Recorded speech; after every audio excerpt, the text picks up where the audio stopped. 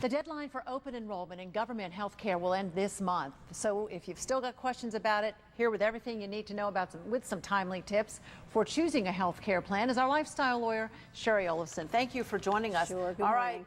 Deadlines here. It's still such a confusing issue for so many people. So let's start with the plans that are available at healthcare.gov. Sure. There are 5 categories, yeah, right? and we're going to make this real easy, Roxanne, because a lot of people are putting this off. And if you put it off, you're not going to have a chance to buy insurance again until November. You may have to pay that penalty of 1% of your salary. Yeah, you don't get off for not getting it. No, you don't. But you know what? It's easy. Just first look at the buckets. You need to decide which bucket you need to be shopping in. The first bucket is only catastrophic coverage. It only applies if you're 30 or under or have an economic hardship. So for most of us, that's not an option. Most of us will be looking in the bronze, the silver, the gold, or the platinum categories. And I compare this to buying a warranty on your car. So if you've got an old clunker, you're paying a lot each month in repairs, it may make sense for you to buy a Mac Daddy warranty. A Mac Daddy warranty in healthcare means either a gold or a platinum level policy.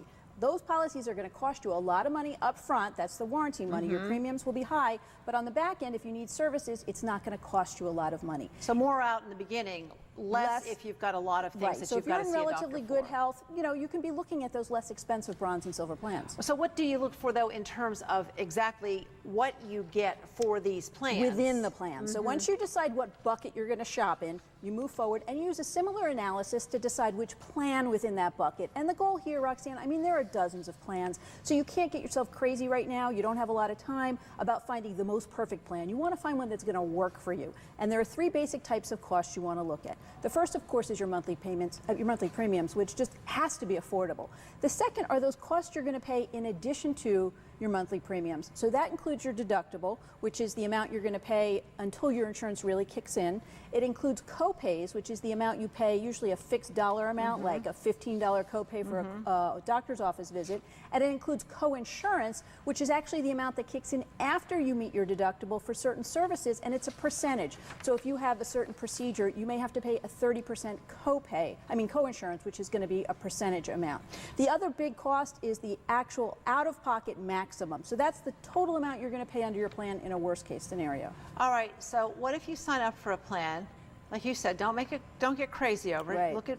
Keep it simple. But what if by November you say this isn't the plan for me? Can we change plans in a year? You will be able to change plans. The other thing you really want to look at with these plans, Roxanne, though, is the actual network coverage. Because the thing is, under Obamacare, the deductibles tend to be higher and the networks tend to be smaller. So you want to make sure your doctor's covered, but you also want to look for hospital coverages in your area. Make sure you're going to have the resources if you need.